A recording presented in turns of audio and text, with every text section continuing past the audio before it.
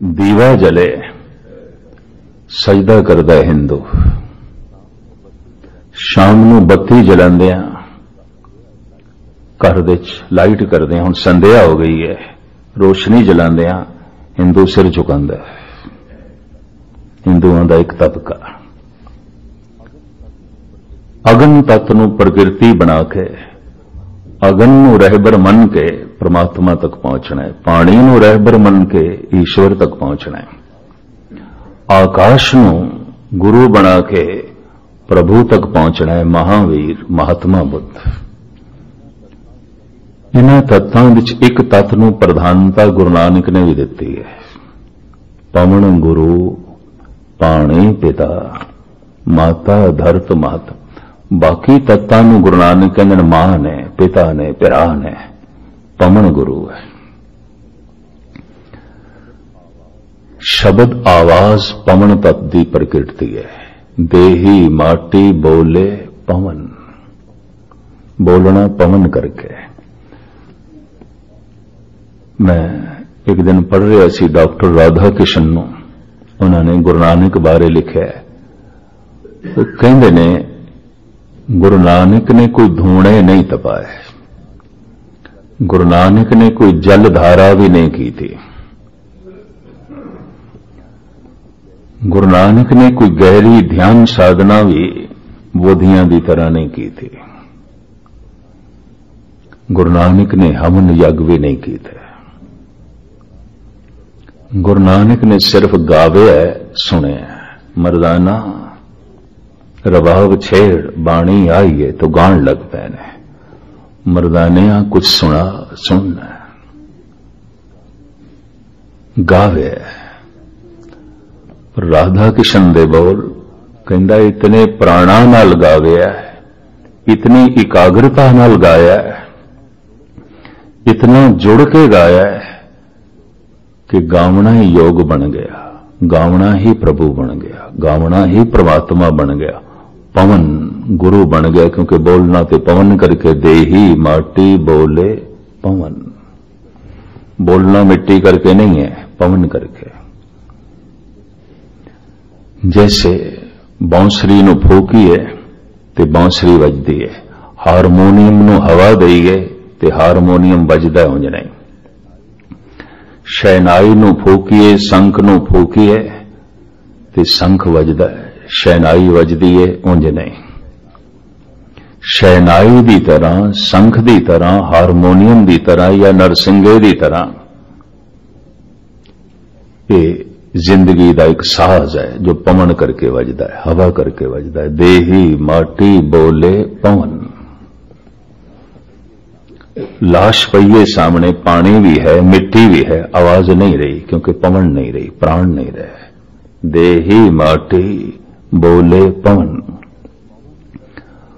पवन तत्त नूं प्रकृति बना के, पवन तत्त दी प्रकृति शब्द नूं आधार बना के, रहबर बना के, गुरु बना के गुरु नानक चले ने प्रभु दे मार्ग थे। इस ढंग नाल जद मैं ना अवतारी पुरुषां नूं पढ़िया, हैरान होया मैं। मिट्टी रहबर है मुहम्मद साहब दी, आकाश रहबर है महात्मा बुद्ध, अग्नि रहबर है सनातनियां दे एक तबके दी, पानी गुरु है बहुत वड्डे तबके दा हिंदुआं दा,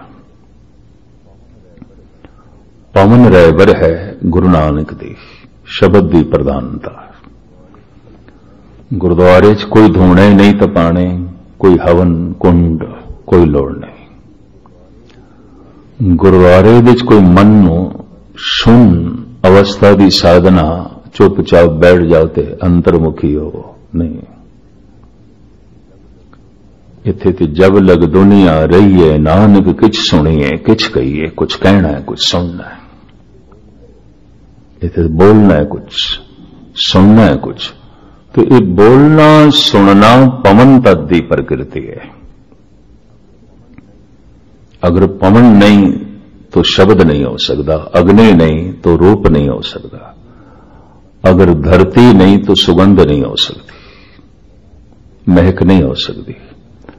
मैं हैरान हाँ, दो कवाल जथे ने मुसलमानों के दास के नाल इंडिया चलते ने थां थां ते। दिन दे पता नहीं कितनी कितनी दफा कई तरह के सेंट बदलते लाते उन्हों का शौक। फिर सिर्फ उन्होंने नहीं, ईद के दिनों च मैं देखा वो सुगंध वंडते ने। जिन्हों दिनों च ये मुसलमान दो जथे दास दे नाल चलते ने, मैनू भी फाहा रोई दा तरह तरह की सुगंध ला के देंदे ने। पिछले दिने टोरंटो दे पिछले साल एक मौलवी दास दे नाल चलदा रहा, कोई 1.5 महीना। ज्ञानी बलविंदर सिंह जी उधर नाल सन। मैनू कहन लगा मैं गुरु नानक की बाणी सुननी है, मैनू प्रभावित करती है, थानू इतराज ना हो तो मैं थोड़े नाल रहना। मैं कहा कोई गल नहीं, नाल रहो। उसका सदका 5-7 मुसलमान रोज गुरुद्वारे भी आन लग पे। 2 मुसलमान लड़के जो शायराना तबीयत दे मालिक सन, सियाणे सन, उन्होंने एक मैनू लंगर वास्ते भी कहन लगा भी साडे घर थोड़े कोल बाणी सुनते पिया ते जी करदा है, क्योंकि साडे मुरशद ने यह आख्या जिस दी गल चंगे लगे उसनू तमाम नाल सेवा करो, भाओ उन्होंने भोजन खिलाओ। तो मेरा जी करदा है, पर मैं डरदा, मैं मुसलमान, तुसी कबूल करोगे? कहंदा हिम्मत भी मेरी इस वास्ते पई है कि थोड़े नाल मौलवी साहब चल रहे हैं, इस करके। मैं कहा छक लेंगे, कोई गल नहीं। ज्ञानी बलविंदर सिंह भी मेरे नाल गए, और मैनू कहन लगे असी हिंदुओं के ढंग नाल अग दे भांडे साफ करांगे, अग दिखावांगे, फिर गर्म पानी नाल धोवांगे, फिर थोड़ा जो शौक है वो चीज बनावांगे, पूरी सफाई नाल पूरी पवित्रता दे नाल। असी सुनिया छुआ छात हिंदू रखते ने, छुआ छात सिख रखते ने। मैं कहा नहीं, तेनू भुलेखा है, सिख छुआ छात नहीं रखते। कहने देखे है, क्योंकि देश की वंड तो पहले इस तरह का सी, और अजे भी पुराने बुजुर्गों च ऐसा है। पिछले साल थे कैलीफोर्निया यूनिवर्सिटी दे भी 2-4 मुसलमान आंदे रहे, तो सरदार दीदार सिंह बैंस नूं कहंदे रहे भी साडे घर लंगर छक लैणगे, साडा जी करदा है। तो दीदार सिंह कहन लगा मैं भी नाल चलांगा, कोई गल नहीं, असीं भी नाल आवांगे, छकांगे। ये मौलवी सवेरे उठदियां सार मैनू सुगंध पेश करदा सी, रोई नाल 1-2 शीशियां कढ़ के सेंट ला के कहंदा ए लो। मैनू कहन लगा जिहड़ा बहुत प्यारा लगे, चंगा लगे, साडे च यही करदे ने, ये पेश करदे ने मुसलमान इस्लामी दुनिया च। ईद दे दिनां सुगंध वंडदे ने, एक दूजे नूं लांदे ने। हाजी जद हद ते जांदे ने एक दूजे नूं अतर लांदे ने, सेंट लांदे ने। मोहम्मद साहब सारा दिन महक दे च रहिंदे सन, सुगंध दे च रहिंदे सन। कहंदे सन खुदा सुगंध है, खुदा महक है। धन गुरु नानक देव जी महाराज ने भी जिक्र किया है, वो सिर्फ महक नहीं, मूल रूप दे गुरु है, शब्द है, फिर महक है, रूप है, फिर रस है। कुंगू की काया रत्ना की ललता अगरवास तन सास। वाकई जद प्रभु प्रगट होंदा है तो मनुख दे अंदर सुगंध भी प्रगट होंदी है। मनुख दे अंदर जद परमात्मा प्रगट होंदा है तो महारस भी प्रगट होंदा है। मनुख दे अंदर जद परमात्मा प्रगट होंदा है तो महासंगीत भी प्रगट होंदा है। ये हो नहीं सकता ऐसा मनुख संगीत दा आशिक ना होवे या संगीत दी सूझबूझ ना रखदा होवे। रविदास चौक दे च बैठ के जुतियां गणदा है, परमात्मा प्रगट होया तो गीत संगीत भी अंदरों प्रगट होया। जिन्नी बाणी रविदास दी है, कविता दे च संगीत दे च, और राग उसने खुद दर्ज कीते ने। और गा के इस बाणी नूं प्रगट कीता है रविदास ने। कबीर ते जुलाहा है, सारा दिन खड्डी ते कपड़े ही बुनदा है, पर परमात्मा प्रगट होया उसदे अंदरों भी गीत बन के, संगीत बन के। हैरानगी, शायरी किथों सीखी कबीर ने? कौन सिखादा है? जुलाहे नूं किसने सिखाना सी, और ये संगीत किसने सिखाना सी? और वो राग बारे बहुता कुछ कहंदा भी है। खैर मुख्तसर में अर्ज करा, गुरु नानक देव जी महाराज कहने जदों महारस है तो एक रस नहीं है, महारस होके प्रगट होवेगा। वो नाद रस भी है, वो सुगंध रस भी है, वो रसना रस भी है, वो शब्द रस भी है, और इस तो इलावा वो रूप रस भी है। दोए दोए लोचन पेखा हों हर बिन अवर न देखा। हे हरि तू ऐसा है, तेनू देख देख के मैं रजदा नहीं। तू इतना सुंदर, ऐसो सुंदर बरन न साखों, ताकि उपमा जात न कहोरी। गुरु अर्जन देव जी, इतना सुंदर अखां मेरियां हटदियां ही नहीं। ऐसो सुंदर बरन न साखों, ताकि उपमा जात न कहोरी। पंजवें गुरु नानक गुरु अर्जन देव जी चौ बोले, तू इतना सुंदर है, मेरी अखां हटदियां ही नहीं। तू ऐसा महासंगीत है, नाद है, कन हटदे ही नहीं। तू ऐसा महारस है, जबान अलग ही नहीं आती। लेकिन मैं अर्ज करा, वो जैसे नाम प्रगट होंदा है ते महारस प्रगट होंदा है, सुगंध दे रूप विच, रस दे रूप विच, नाद दे रूप विच, अनंत रूपां दे विच और महक दे रूप विच। गुरु नानक ऐसा ख्याल जो है विचार सानू देंदे ने, वो रूप है, वो नाद है, वो रस है, वो सुगंध है, वो शून्य है, महान है।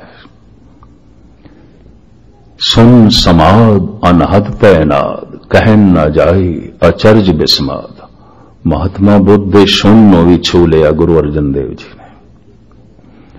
महारस की भी गल, रूप की भी गल, नाद की भी गल, लेकिन प्रधान रखिया गुरु नानक ने नाद नूं, पवन नूं। पवन गुरु पाणे पिता, माता धरत महत। वो जो महारस है वो सच है, बाकी सारे रस बेरस हो जाते हैं। बाहर के सारे रस बेरस हो जाते हैं। कोई एक तस्वीर वेखी एक दफा, फिर दूजी दफा, फिर तीजी दफा, हुण वो रस नहीं रहा। कोई सुनिए संगीत की धुन पहली दफा, दूजी दफा, तीजी दफा, वो रस नहीं रहा। ये तो हकीकत है।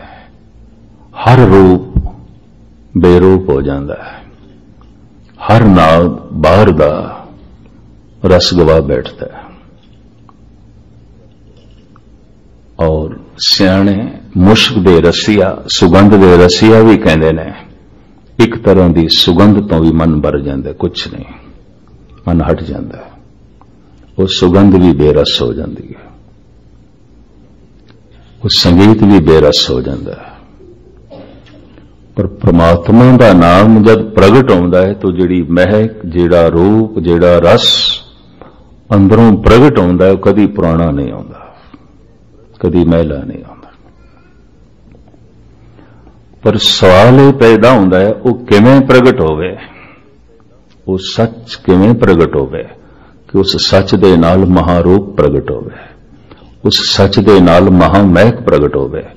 वो कोई सच फिक्का ते नहीं, महक तो बिना ते नहीं, रस तो बिना ते नहीं। और जो रस तो बिना है, ना मनुख वेखण नूं तैयार है, ना मनुख सुनन नूं तैयार है, ना मनुख खाण नूं तैयार होवेगा। रस ही नहीं आया।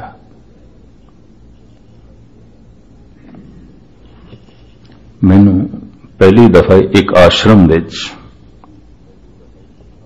एक ऐसी चटनी परोस के पेश की गई और आख्या गया, ज्ञानी जी जरूर खाओ तुसी, ये फायदेमंद बड़ी है।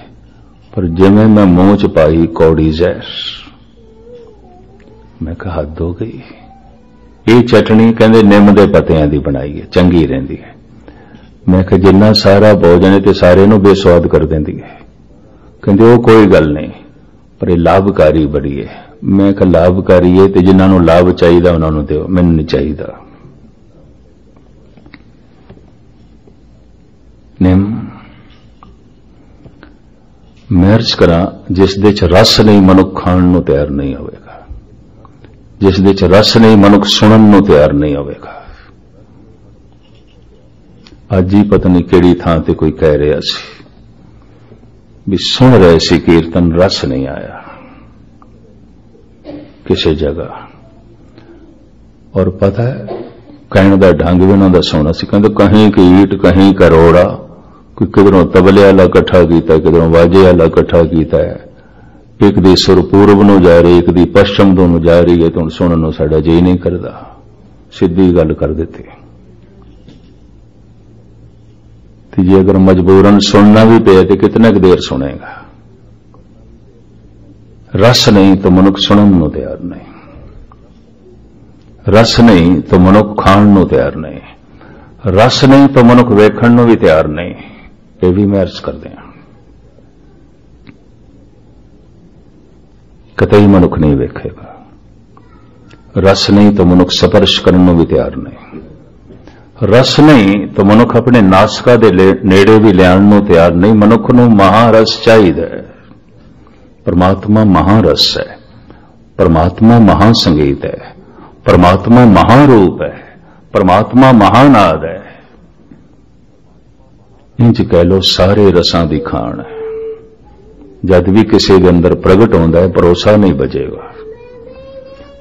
कारण ऐसा नाम निरंजन होए जे को मन जाने मन खोए। जिस दे अंदर प्रगट हो जाता है उसका ही विश्वास बजदा है, उस तो पहले विश्वास थिड़के ही रहिंदा है, थिड़के ही रहिंदा है, बजदा नहीं। रोज रोज सत्संग करिए, रोज रोज कथा कीर्तन सुनिए ताकि विश्वास बज जाए। तो जिस दिन विश्वास बज जाता है, जाके हृदय विश्वास प्रभ आया, तत्त ज्ञान तिस मन प्रगटाया, प्रगट हो जाता है। फिर ऐसा विश्वास कदी डोलदा नहीं, ऐसा भरोसा कदी डोलदा नहीं। और उस दिन अंदर एक पश्चाताप जरूर जागदा है, इतना महारस ते इस तो मैं वांझा रहा, इतना महारूप ते इस तो मैं वांझा रहा। बैरूनी ढंग नाल समझाण दी कोशिश हिंदुओं ने भी की थी, इस्लाम ने भी की थी। पढ़िए नमाज ते की मिलेगा? जन्नत। तो जन्नत विच की ने कहंदे उत्थों दी हवा ही खुशबूदार है, सेंट लाण दी लोड़ नहीं। उत्थे हूरां ही हूरां ने, हैरानगी। उत्थे कंचन दे महल ने, उत्थे नाद साजां दी आवाज हर वक्त चल रही है। ठाकर हमरा सद बोलन था। जन्नत दा नक्शा तो इसे ढंग नाल खिंचे, स्वर्ग दा नक्शा भी यही है। ये भी मैं अर्ज करते हैं, बैरूनी ढंग नाल जो समझाने की कोशिश की थी वो यही है। गुरु नानक ने ये बैरूनी व्याख्या नहीं की थी। जिंदगी बड़ी छोटी है ते मनुख नूं पहले बाहर दा लालच देइए ते काफी समय इस बाहर दे लालच दे विच बतीत करे ते फिर ये अंतर्मुखी होवे। साहब कहते नहीं, सीधा शब्द नाल जोड़, तेरे अंदरों ये महारस प्रगट होवेगा, जन्नत प्रगट होवेगी, ये स्वर्ग प्रगट होवेगा। क्यों नहीं प्रगट हो रहा? वो सच जिस दे च सब कुछ है, प्रगट क्यों नहीं हो रहा? मन मैला है। तो इसनूं किवें धोईए? मन दियां मूल समस्यावां भारत दे ऋषि मुनियां ने 4 मनियां ने, जिस कारण करके सच प्रगट नहीं हो रहा। केड़ियां? प्रथम मन मैल है, दूसरा मन कभी चुप ही नहीं करता। 2 बंदे आमने सामने बैठे होन ते दोवें ही बोली जान तो पल्ले कुछ भी नहीं पेगा। एक चुप करे, एक बोले। जबान बोले वाहिगुरु वाहिगुरु, मन चुप करे, मन सुने। तो क्षमा करनी जबान वाहिगुरू वाहिगुरू कर दी, मन इस तो बिल्कुल विपरीत कुछ बोलता है, हर एक दा बोलता है। करके देखना सवेर। जबान बाणी पढ़दी है, मन नहीं पढ़ता, वो कुछ होर पढ़ता है। रसना वाहिगुरू वाहिगुरू जप दिए, राम राम जप दिए, मन कुछ होर जपदा है। मन दा जाप जबान दे जाप नाल तालमेल नहीं खांदा ते मन सरोता नहीं बनदा। जबान वक्ता बन गई वाहिगुरू वाहिगुरू, मन सरोता नहीं बनता तो कौन सुने? तो जबान दा बोला होया हवा च उड़ जांदा है। एक चुप करे एक बोले, तो दूजी समस्या मन चुप नहीं करता। दूसरी पंक्ति च ही खुलासा है। तीसरा, मन रजदा ही नहीं किसी भी पदार्थ तो, लोभ दी कोई सीमा ही नहीं रजदा। चौथा,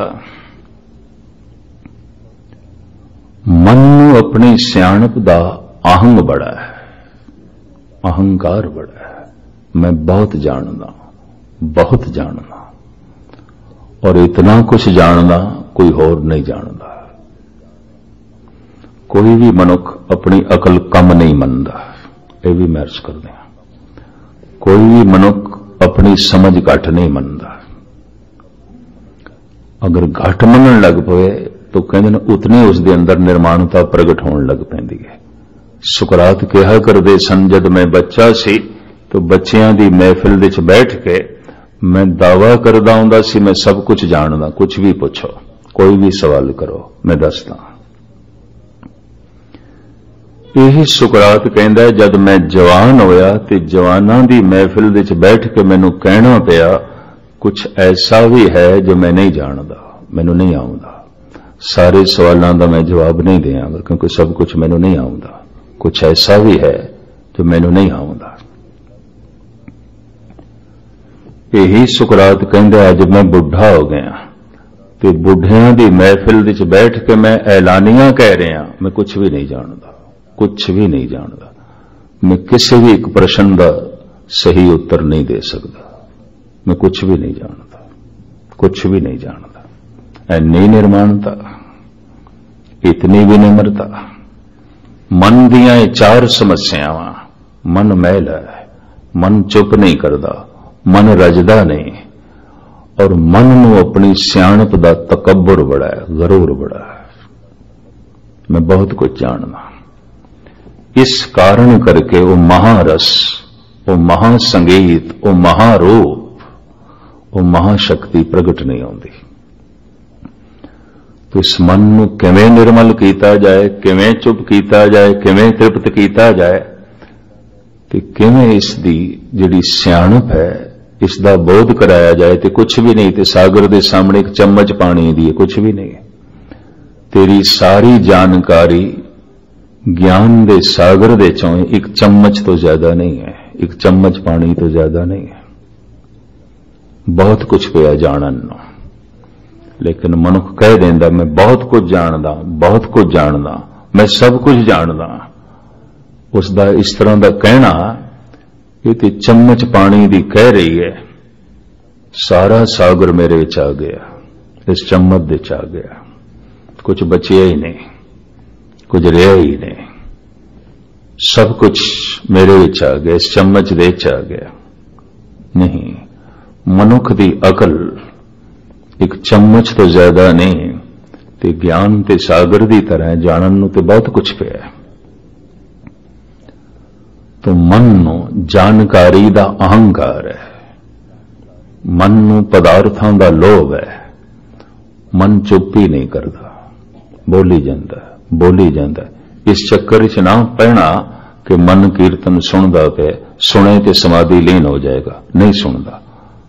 गुरु का कीर्तन हो रहा, मन अपना कीर्तन आप अंदरों करी जा रहा, कुछ होर दा होर, जो कीर्तन नाल मेल नहीं खांदा। अमृत वेले मनुख दी जबान जप कर रही, हुण मन सरोता बने, सुने। जद मन सरोता बने तो इनू कहने मन सुरत दे च है। सुनना सब तो पहले, ते सुनदे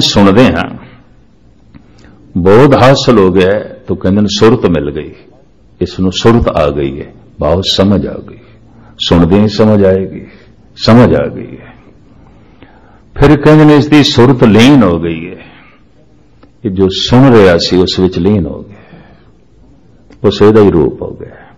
सुरत दे ये तीन अर्थ ने, सुरत सुनना, सुरत समझना, सुरत लीन होना।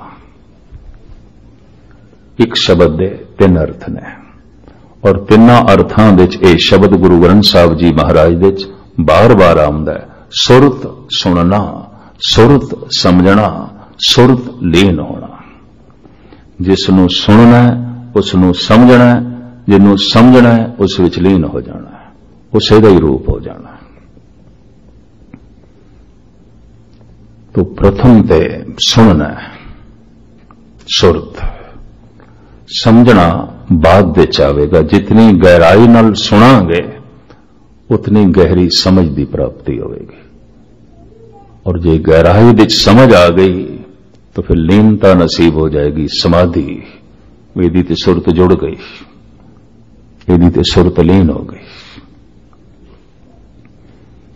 गुरु नानक ने प्रथम सुनन देते ही सब कुछ खड़ा कीता है, बोलना ते सुनना। पवन तत्त नूं गुरु मन के इसनूं रहबर बना के गुरु नानक ने बाकी महारस नूं प्रगट करने दे वसीले बयान कीते ने। लेकिन गुरु नानक अनमतियां का भी जिक्र करते हैं। बाकी की कहते हैं तो ये जी पहली पौड़ी है, बाकी की कहते हैं तो सतगुरु का अपना की ख्याल है, मैं कल थोड़े सामने रखांगा। भूमिका विच मैं समा ले गया। पौड़ी अपने आप विच महान है। सोच है सोच न हो वही, जे सोची लखवार, चुप है चुप न हो वही, जे लाहे रहा लिवतार, भुखया भुख न उतरी, जे बनना पुरिया भार, सह सियाणपा लख होए, तां एक न चले नाल। जे ये सब कुछ नहीं तो फिर क्यों सचियारा होइए, क्यों कूड़े टुटे पाल। फिर किवें सचियार बणीओ, सच किवें प्रगट होवे, किवें कूड़ दी मैल उतरे, ते किवें सचियार बणीए। जो कुछ अनुमतियां दी विचार ते जो कुछ गुरु नानक देव जी महाराज दी देन कल थोड़े सामने निखेड़ा करांगे। अज इत्थे ही समाप्ति। सारियां दा हार्दिक तौर ते धन्यवाद। बुल चुग दी क्षमा। वाहिगुरू जी का खालसा, वाहिगुरू जी की फतेह।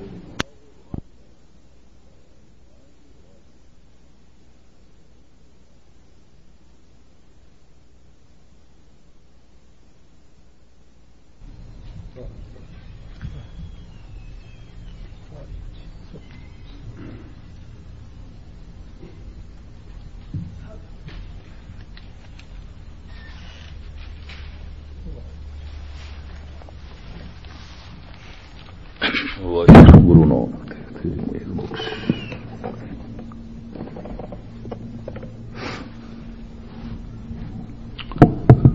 एक ओंकार सतनाम करता पुरख निर्भव निर्वैर,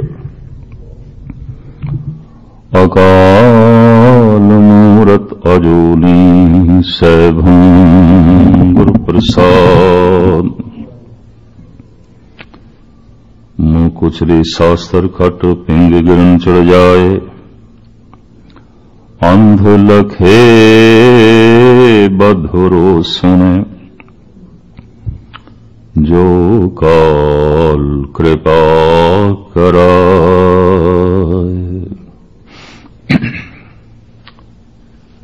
सम्मानित गुरु रूप साध संगत जीओ, फतेह कबूल करनी। वाहिगुरू जी का खालसा, वाहिगुरू जी की फतेह। मनुख नूं अंदरों या बाहरों कुछ ना प्राप्त हो सके, उन्होंने कहते हैं परिस्थिति अनुकूल नहीं या मन स्थिति अनुकूल नहीं।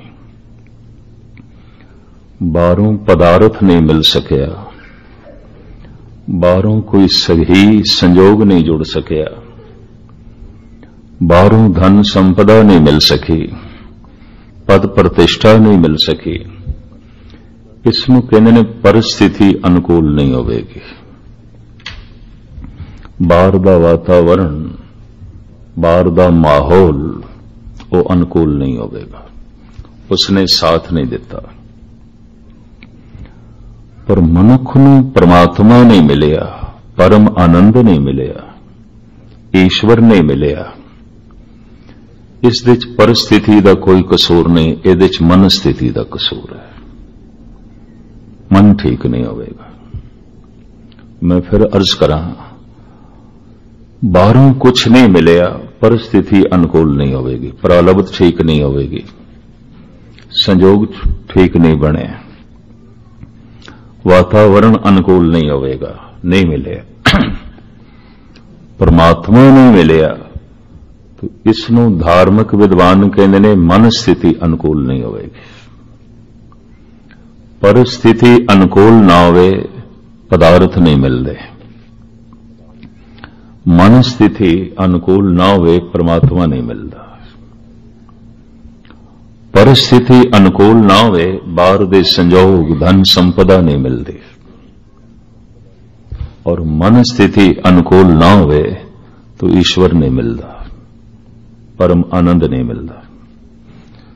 जो कुछ भी नहीं मिलिया मनुख नूं, कहंदे ने या ते परिस्थिति अनुकूल नहीं या मन स्थिति अनुकूल नहीं।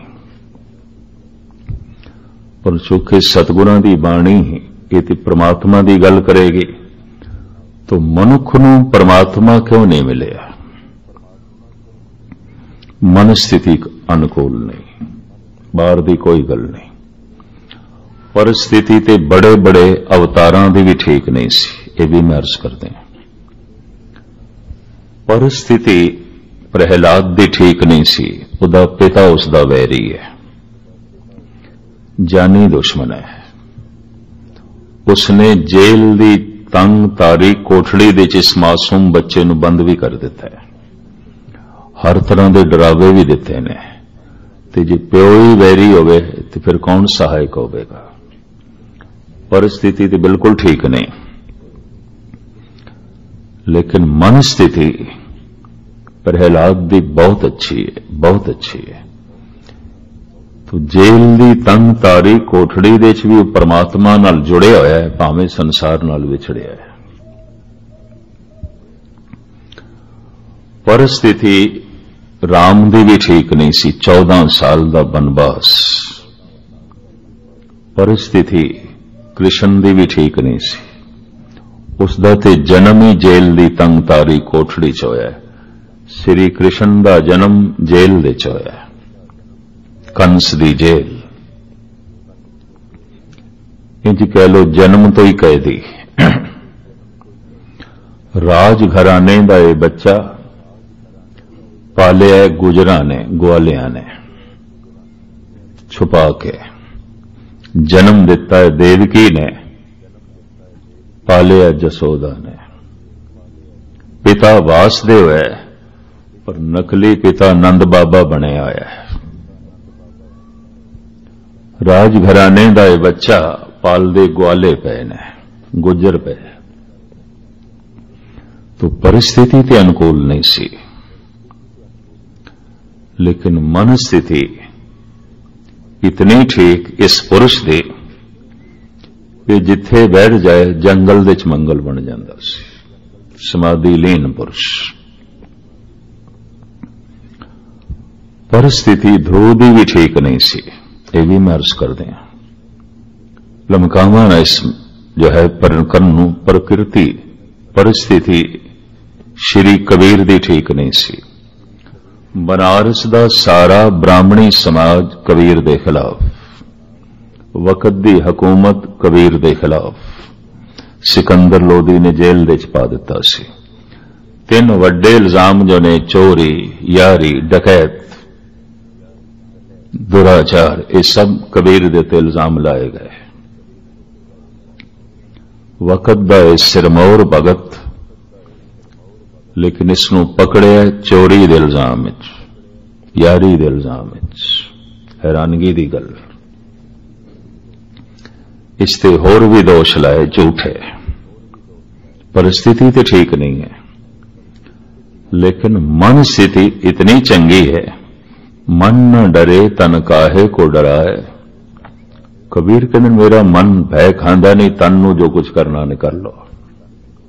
साडी मन स्थिति ठीक है, भावें जेल विच पाओ, भावें भुखा प्यासा रखो, भावें गंगा दीयां लहरां दे डोबो, भावें जंजीरां नाल बन्नो, मन स्थिति साडी ठीक। परिस्थिति गुरु नानक देव जी महाराज दी ठीक नहीं सी, बाबर ने जेल विच पाया है, ये भी मैं अर्ज कर दें। परिस्थिति बिल्कुल ठीक नहीं, पिता भी सहमत नहीं, पिता कल्याण दास गुरु नानक नाल सहमत नहीं ने, और वो कहंदे ने ते सुधाई है, इक्को एक मेरा लड़का है, सुधाई है, इहदी दुनिया विच रुचि नहीं, और फिर कहना दुनिया की समझ नहीं। परिस्थिति ठीक नहीं है। जगत भूतना बेताला भी कहने लग गया है, परिस्थिति तो ठीक नहीं है, पर मन स्थिति इतनी चंगी, हर हालत विच रब्बी आनंद, रब्बी सरूर। परिस्थिति गुरु अर्जन देव जी महाराज दी ठीक नहीं, तत्ती तवी है। मनुख फुल्लां दी सेज ते भी नाम नहीं जप सकते, तत्ती तवी ते बैठ के भी जुड़े हुए ने। मनुख अपने घर विच भी शुकराना नहीं कर सकता, वो जेल विच भी शुकराना कर रहे हैं। परिस्थिति तो ठीक नहीं है। इन्हें इस वास्ते अर्ज की थी, पदार्थ नहीं मिलिया, धन संपदा नहीं मिली, कोई संजोग ठीक नहीं जुड़िया, प्रभुता नहीं मिली, तो असी कह सकते हैं चलो परिस्थिति ठीक नहीं सी, कोई बाहर का वातावरण उसने साथ नहीं दिता, परमात्मा नहीं मिलिया, तो परिस्थिति की गल नहीं, कोई रुकावट नहीं खड़ी कर सकता। अगर मनुख धार्मिक नहीं तो दूजा जिम्मेवार नहीं, खुद जिम्मेवार है, स्वयं जिम्मेवार है, आप जिम्मेवार है। ये सारा कसूर उसे दी है। मन स्थिति ऐसा कि मन का स्वभाव है जो परमात्मा के अनुकूल नहीं है, और परमात्मा की प्राप्ति नहीं होती, बिल्कुल उल्ट चलता है। तो मैं कल अर्ज की सी, मन दियां मूल समस्यावां चार ने। मन मैला है, दूसरा मन चुप ही नहीं करता, सुनता ही नहीं। कहते ने मनुखी मन ने अज तक किसी अवतार दी नहीं सुनी, नहीं सुनता। भावें दुनिया विच कितने अवतारी पुरुष आए, बहुत बोले ने, बहुत बोले ने, और जिहड़े उन्हां दे बोल सन उन्हां नूं अगे दोहराया गया है। टीकाकारां ने, व्याख्याकारां ने, उन्हां दे अनुयायियां ने उन्हां ही बोलां नूं बार बार दोहराया जगत दे सामने। मन नहीं सुनदा। क्यों? मन बोलदा है, उहदी बोलण विच रुचि है, चुप करन विच रुचि नहीं है। चुप करना इसकी आदत विच है ही नहीं। बोलना और हर वक्त बोलना और बोली जाना। जबान चुप कर सकती है, जबान हर वक्त नहीं बोल सकती। मन तो बोलता है। रात नूं जद असीं सौ जांदे हां तो मन का दूसरा हिस्सा अचेत मन सुपनियां की दुनिया रच के भी बोलता है, उन्हें चुप करता। मन की पहली समस्या मैला है, दूसरी समस्या चुप नहीं करता, तीसरी समस्या रजदा ही नहीं, तृप्त नहीं होता। तन तृप्त हो सकता है, तन किसी पदार्थ तो तृप्त हो सकता है, और तन दियां लोड़ां कोई बहुत ज्यादा नहीं ने। यह भी मैं अर्ज करते, इस चक्कर च ना पैना। पशु ते मनुख दियां शरीरक लोड़ां इक्को जिहियां ने। लोड़ां मनुख दियां कोई ज्यादा नहीं ने, तृष्णा ज्यादा है, और तृष्णा भुख है मन दी, तन दी नहीं है। तन नूं ते सर्दी गर्मी तो बचाना है, भुख प्यास लगती है, इसकी पूर्ति करनी है। अधिक शक्ति इस दिस जो है निकास दे साधन, इस तो इलावा होर शरीर की की लोड़ है? कुछ भी नहीं, थोड़ी जिहियां सीमित लोड़ां ने। लेकिन मन ये त्रिपति नहीं होता। कहते इत्थे कंगाल ते कंगाल होके मरदे ही ने, सिकंदर जैसे भी कंगाल होके मरदे ने। सिकंदर ने भी कह दिता सी मैं नहीं त्रिपत हो सकिया। मन रजदा ही नहीं, ये तीसरी समस्या। चौथी, मन एक कोई गलती बार बार करता है। एक गलती एक दफा हो जावे कहते हैं मनुखी सुभाव है, और एक कोई गलती बार बार। धन गुरु अर्जन देव जी महाराज का फरमान, भुलावड़े भुली भुल भुल पछोताणी। एक भुल पछोतावा, फिर ओही भुल, फिर ओही भुल। एक भुल एक दफा है, ठीक है, एक भुल। फिर क्रोध कीता एक दफा, चलो हो गया। बार बार झूठ बोले, चलो एक दफा, बार बार अनर्थ कीता है किधर एक दफा, पर बार बार। कहते जीवन भर मनुख गलतियां करता है, और इको तरह दी गलतियां करता है, और बार बार करता है। भुलावड़े भुली भुल भुल पछोताणी। मन की चौथी समस्या इको तरह की भुल बार बार करता है। ये चार मूल समस्या ने, उन मन दियां हजारां समस्यावां ने जिस करके परमात्मा की प्राप्ति नहीं होती। इसनूं मैं फिर अर्ज करा, ईश्वर नहीं मिलिया, मन स्थिति अनुकूल नहीं। पदार्थ नहीं मिले, परिस्थिति अनुकूल नहीं। कोई रुतबा, कोई औहदा नहीं मिल सकिया, परिस्थिति अनुकूल नहीं। कोई संजोग नहीं जुड़ सकिया, परिस्थिति अनुकूल नहीं। बाहर के वातावरण ने साथ नहीं दिता, प्रारब्ध ने साथ नहीं दिता, लेकिन परमात्मा नहीं मिलिया, नाम रस नहीं मिलिया, परम आनंद नहीं मिलिया, किसी को भी दोषी नहीं ठहरा सकते। ये भी मैं अर्ज करते हैं, कोई दूसरा दोषी नहीं है। फिर जे नहीं मिले तो कौन दोषी है? फिर खुद दोषी, मन दोषी है। मन अनुकूल नहीं सी। धर्म की सारी साधना मन नूं ईश्वर दे अनुकूल करने वास्ते। जैसा ईश्वर है ऐसा मन होवे। हर जन ऐसा चाहिए जैसा हर ही होए। तो मन की प्रथम समस्या मैल है, ते मैल की है इसनूं समझना है। मैल है अहंकार, हौं मैला मल कबू न धोवे। मैल है लोभ, मैल है असीम वासना। क्यों?